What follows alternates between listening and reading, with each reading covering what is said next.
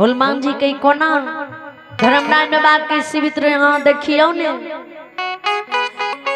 लीलाधारी लीला के रच दे। हे सुनो सुनो बाबू भैया सुनबई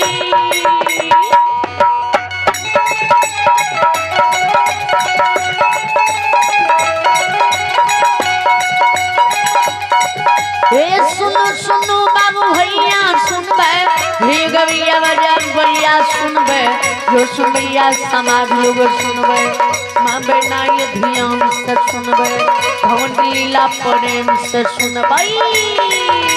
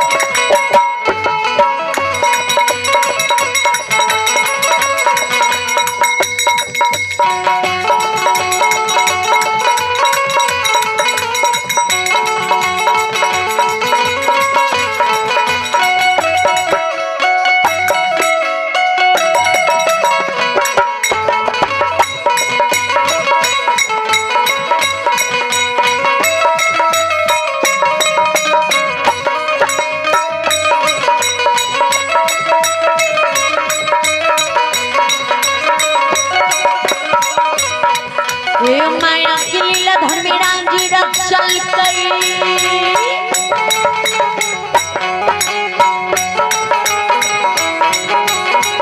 माया की लीला धर्मराज जी चल गए डर लगे कई लाड चल गए माया कमाल भी सतार करल के बड़बड़ लीला गोसाई रचल के ये दुनिया संसार में रचल के बरछल गरिया देवल गई है बनीर महिया देवल गई है। सुन सुनो बाबू भैया सुनबे कति कति बड़ निकाय कब सत सत बात कब एको बाती सत्य ने कब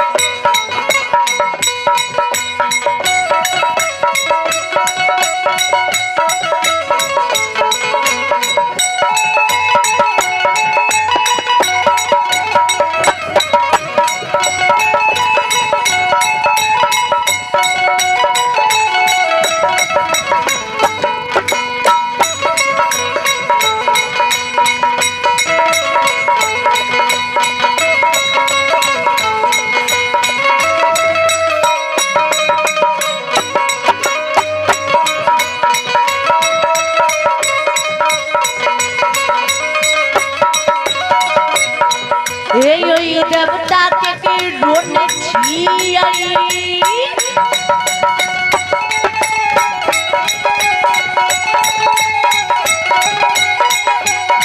देवता के रोने छिया ने देवता भक्ता की छिए ने देवता पनियार के छिए ने देवता यो गरीब के छिए ने देवता यो अमीर के छिए ने देवता दुखिया के छिए ने देवता निर्धन के छिए ने देवता यो गवैया के छिए।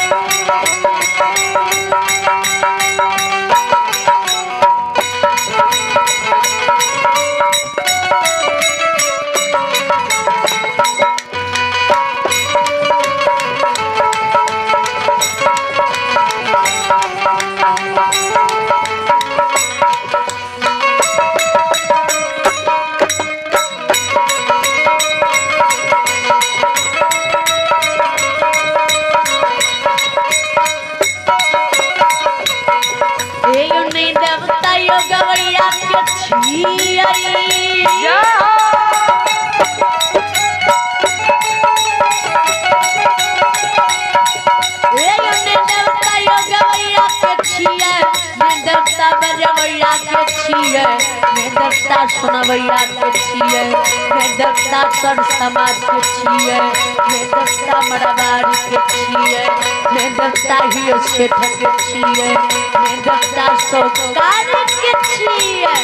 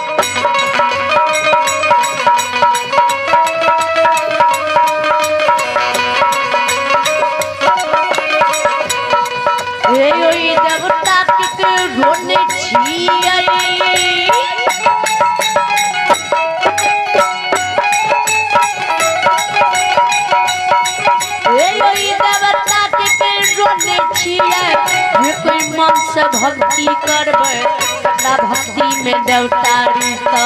बिगड़ल काम के बनाइए देता जल जमीन में वृद्धि देता घर परिवार में सुमति बने तो तेल जोगिन सब बच्चे ने रोता वजह खोज के चले ने देता ज्ञान के दीप सरस्वती जलेता भोला भंडार के भोरिए देता।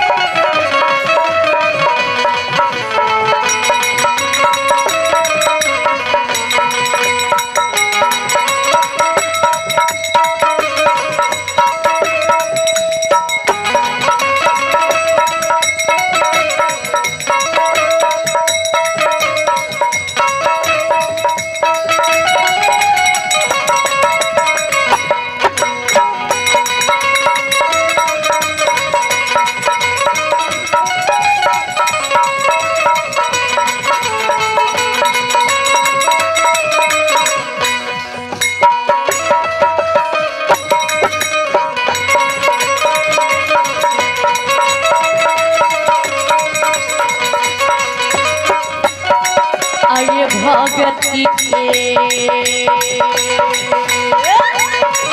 आगे भगती के बस में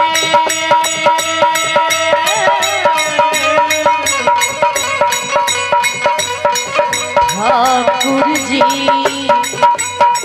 धर्मराज बाबा बसे हो मोदिया पथ दुल्ला रुआए कालिए कालिदा ये देव सीता राम राम राम हे भगवान बनद विक्रम बाबा भगति के पास में हो नारायण भगति के पास में बस में हे सबके माले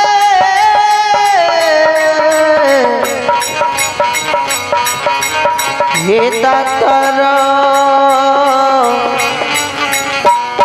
हे माले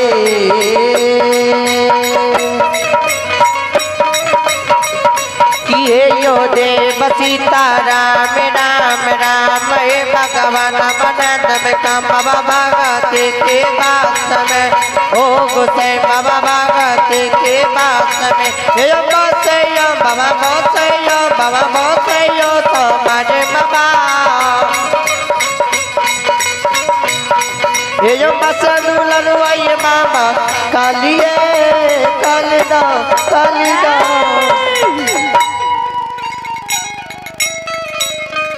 श्रोता भगवान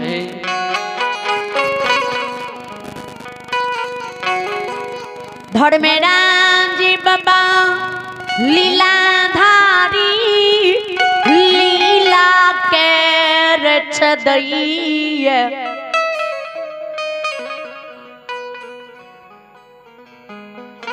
रणजीत जे पुली डंटा संगी बेगरिया संग में खेलई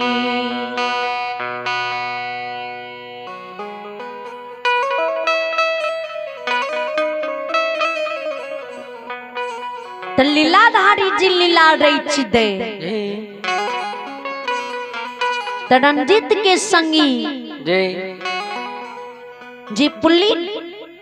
डंडा खिले रंजीत की संगी जी पुली फेंके जय पुली फेंके ते रंजीत बालक लोक ले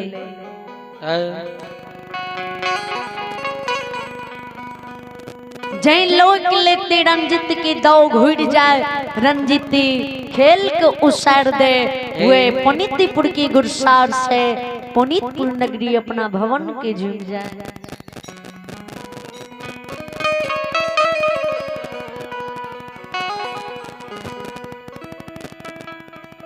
पुली डंटा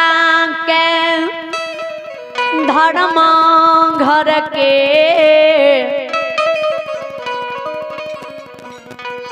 ओसार पर फेंक दई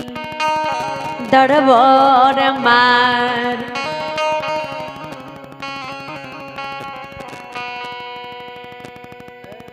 घर से बाहर होई डरिया के पर्दा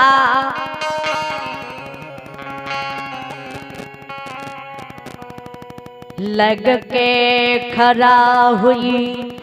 द्वार पर नजीर खिरा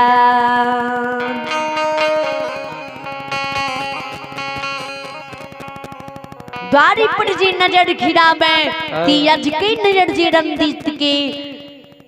ब्राह्मण ने रूप धर्मलाल बाबा पर पड़े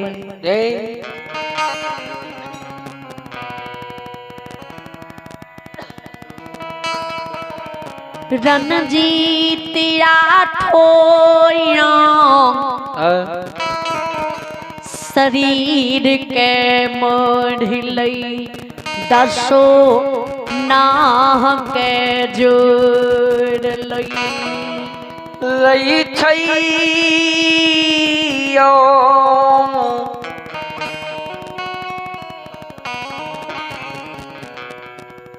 श्रोता भगवान यो दसों नाम के जोड़ के लय बिलाव की धर्मलाल बाबा की प्रणाम करें धर्मलाल बाबा जी हुलमान जी जी दोनों मूर्ति ब्राह्मण रूप में ब्राह्मण भेष में रंजीत के व्यवहार के देखे जी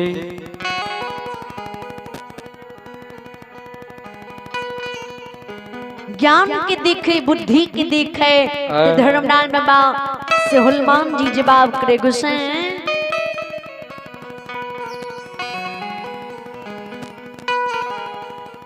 गरीब के बेटा छिए गरीब कोख में यहाँ जन्म देने छिए बुद्धि नहीं है नहीं बोले के नहीं चले के ना बुद्धि है अतः ना बुद्ध के हरिया की पुत्र रंजीत के देखियो जी भगवान कत्ती ज्ञान कत्ती बुद्धि कत्ती व्यवहारी की है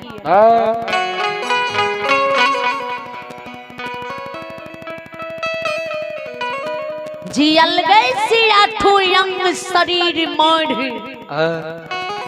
दसो नह जोड़ के सिर झुका के प्रणाम करे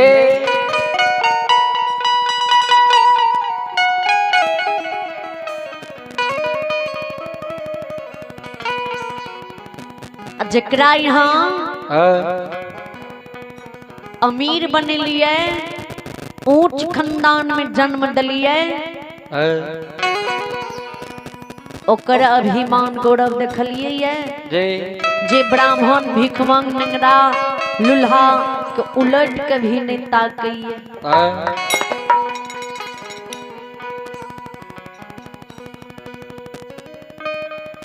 हरिया के पुत्र के जेती ज्ञान देने छे भगवान त हरिया हरिया के कति बुद्धि ज्ञान देने होते धर्मनारायण बाबा के हनुमान जी ठीके कहै छिए हनुमान जी रंजित बाबू के हृदय खोल के आशीर्वाद दा दियो धर्मनारायण बाबा ने सुन बजरंगबली रंजित का आशीर्वाद दे हे रंजित जिया जिया धन तू छ धन तोड़ ज्ञानी है ये कलु काल कल युग में युग युग तक तोर नाम अमर रहता हईता हो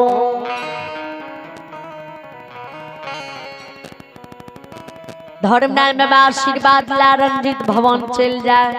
लोटा मां जी के पवित्र जल ले सिंहासन बिछावन लाले दरबार मार घर से बाहर हुए दरबार मार धर्मनारायण बाबा लोग चल जाए आयो बोलिया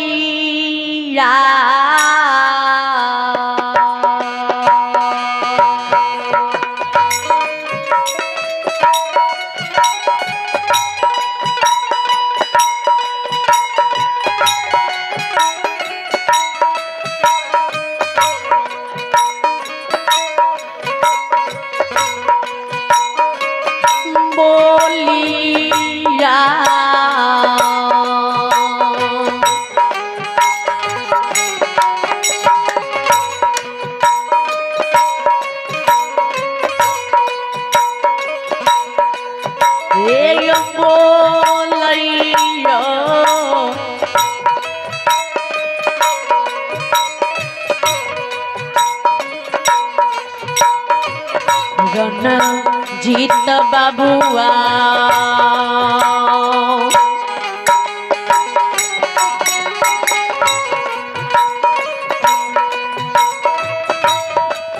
हे ब्राह्मण के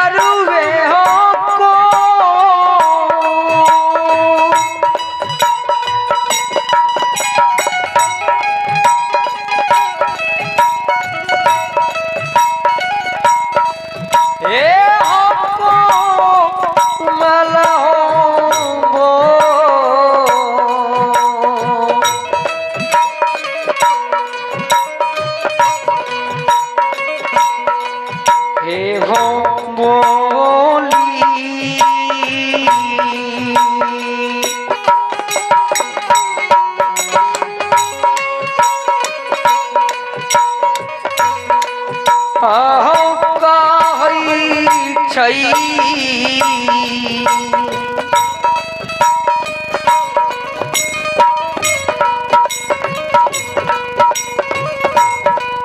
ओ दुला अरुए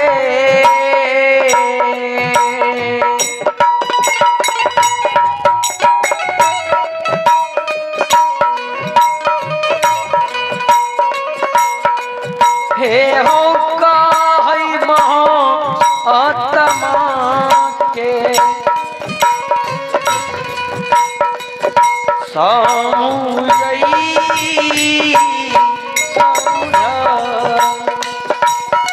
श्रोता